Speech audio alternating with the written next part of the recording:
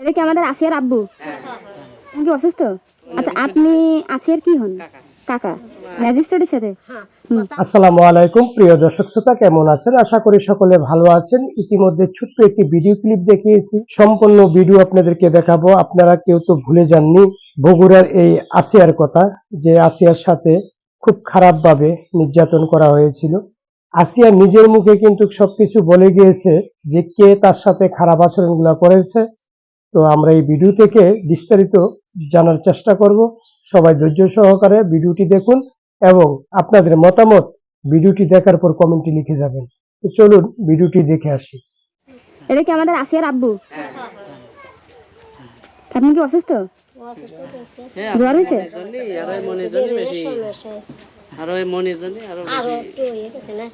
উনি তো ঢাকায় ছিল মনে হয়। আচ্ছা, আপনি আসিয়ার কি হন? কাকা। আচ্ছা, ওনার সাথে কথা বলতেছি, ম্যাজিস্ট্রেটের সাথে? হ্যাঁ কথা বলি। সেই সময় বলতেছে কি যে তুমি ভালো হয়ে রেখো, তাও কথা যে আমি যেটুক দেখেছি আমি সেইটুক বলতেছি। ওর বোন কইছে যাপু, তাও দেখে পিসাব করতে গেছে, গেলি পারে বলে উঠে বলে উপরে খাটের পার শুয়াইছে, তহির পার শুয়ালি। তার কাছে আপু, তাওর কাছে আছে তুই ওরকম হইতেছিস কে? তাও কাছে কে বউ, আমার না পুড়িয়ে জ্বলে গেছে আর আমার না কষ্ট আছে। তার কাছে তোর কষ্ট আছে, তোর কি জানিছিল? তাসিয়া বলে গেছে কি জানার এলো, তাওই নিয়ে গেছে আর ভাই আলো দুয়ার খুলে দিন এইটুকু। আচ্ছা, তাওই নিয়ে গেছে এইটুকু। তোর বোন কোথায় ছিল রাত 2:30টার সময়? ওই এক জায়গায় শুয়েছিল, ওই বুনির কাছে আর বলনার কাছে শুয়েছিল। থাকলে হলো আর ঘুমাই এলো কি যেন খাওয়া, ওর হলো দুধের সাথে কি গোবের বাড়ি খাওয়াইছে। ওই এমন ঘুমাইছে আর মরার মতো হয়ে গেছে মল্লিপাড়া। তারপরে সর্জিফির কাছে কি যে তোমার বাবা আপনা একটু এরম এরম হইতেছে আকির এইটা আসিয়ার কাছে। তা ও আবার যেই কইছে সেই আবার সর্জিফ আবার ওর দৌড়ে 2 ডান আর পিঠি তুলে কিলে মারছে। ও আচ্ছা, তাহলে মানে আসল এই কাহিনীটা কিন্তু আমরা জানি না, এই জন্য আমরা একটা বিভ্রান্তির ভিতরে ছিলাম যে একটা মেয়ের সাথে এত কিছু ঘটে গেল। ওর নিয়ে তারপরে আরেকটা কইছে কি যে মা আপু এটা মা ওইলো বারান্দায় খাড়াইয়ে গামছা নিয়েছিল, তাও এবার নিয়ে যে বাইরে নিয়ে গেছে। সেটুকু হামিদা জানে না, জানে না খালি যেটুকু যে শোয়া ছুঁইতে নিয়ে আসে ওইটুকু হামিদা জানে। তা আপনার আমি যদি নিয়ে যদি চলে যাই, আপনি কি দেখতেছেন যে আমি কোন জায়গায় নিয়ে যাচ্ছি? তাহলে ওকে ঘুমের ওষুধ খাইছে? হ্যাঁ, ওর ঘুমের ওষুধ দুধের সাথে খাওয়াইছিল। এই দিন এই বাড়িতে দুধ নিয়ে যায়, 4 কেজি দুধ নিয়ে যায়। আচ্ছা, ঘুমের ওষুধ খাইলো হামিদা, ওরগুলো মারিয়ে ফেলানোর জন্য, এই ফেলানোর জন্য মারিয়ে ফেলাবার গুণ করতে না ঠিক। যেই হামিদা যে ওইটা কইতে সজীবের কাছে আগের দিন কইছে যে তোমার বাপের কলম চরিত্র খারাপ, এটা আমি দেখো এই হইতেছে। এর আগে একবার আমার ওই নাতির ও ঘরে বাইরে গেছে পিসাব করতে, ঘরের দর হেরেছে, লাইট নিবেছে, নিয়ে ওর ঠাইসে ধরছে ও শ্বশুরি। তারপর ওটা ডলফাত করে ওই বাড়ি ফাটাইছি। আপনার কি হয়? আমার নাতি নয়। আপনার বাড়ি কোন জায়গা? আমাদের বাড়ি ওই পাশে। এই আমার এটা তো বড় ভাইয়ের বাড়ি। আর এটা হলো বড় সালের বাড়ি, এই জন্য ছোট সালের বাড়ি। আপনি কি আপন দাদি?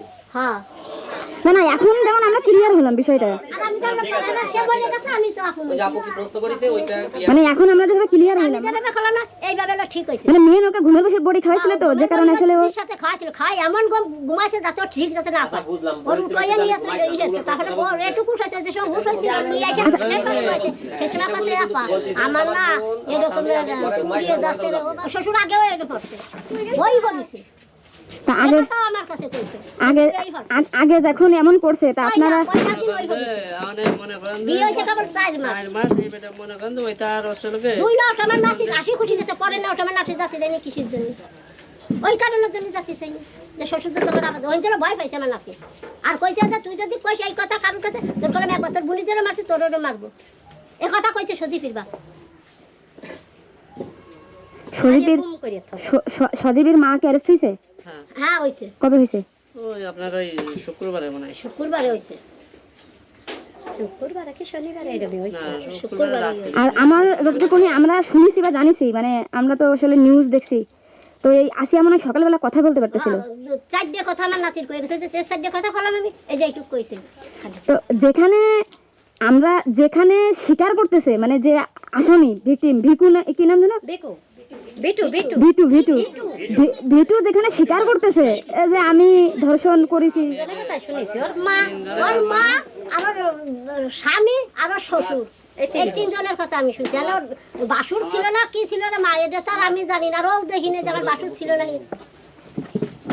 খালি আমার নাতিন ওই কথা চারটে কথা কই আমার নাতিন সেই সময় 14 বছর আর কোনো ক্ষতি ফেনি সেই সময় ওরা আছে হসপিটালে নিয়ে যায় সেই সময় ওরা হাসপাতালে এসে নিয়ে যায় নিয়ে গেলে পরে যে পলাই যায় ওর মা পলাই যায় থাকবি তো যে বুঝবি তো যে বুড়ে কি দেখি হয়েছে আমরা এটা দেখি তা না সেই সময় পলাইছে ওর মা তো এই পরিবারের প্রত্যেকটা লোক জানে, মানে ওদের পরিবারের, মানে ওই বাড়ি যারা ছিল। মানে ওদের ওই মানে ফ্যামিলিতে 4 জন থাকলে 4 জনই জানে।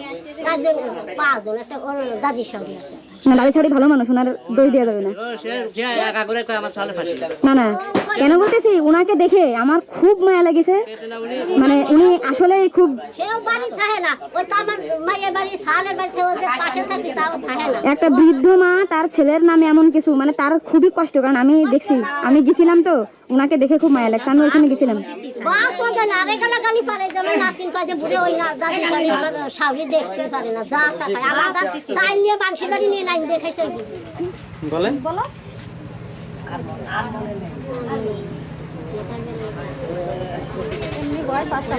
মনে থাকে মনে নেই তার যে ধর্ষণ করা হয়েছে বিচার বিচার চাই তার তার বিচার চাই। আর আর এইটুকুই যথেষ্ট। প্রিয় দর্শক শ্রোতা, আশা করি সম্পূর্ণ ভিডিও মনোযোগ সহকারে দেখেছেন। এবার আপনাদের মতামত কমেন্টে লিখে জানাবেন। আমরা এই ভিডিও থেকে যেটুকু জেনেছি, আসিয়া নিজ মুখে এই বিষয়গুলা সকালবেলা শেয়ার করেছেন তার দাদির সাথে, আর তার দাদি কিন্তু এই মিডিয়ার সামনে প্রকাশ করেছে কি ঘটেছিল তার সাথে। আর এদিকে আসিয়ার বাবা কিন্তু খুবই অসুস্থ, মানসিকভাবে অনেক দুর্বল হয়ে গেছে, উনি কথাবার্তার কোনো ঠিকবিত নেই, ধরতে গেলে উনি একদম মানসিক একটা রোগী হয়ে গেছে। মেয়ের এই অবস্থা দেখে কোনো বাবাই সহ্য করতে পারে না।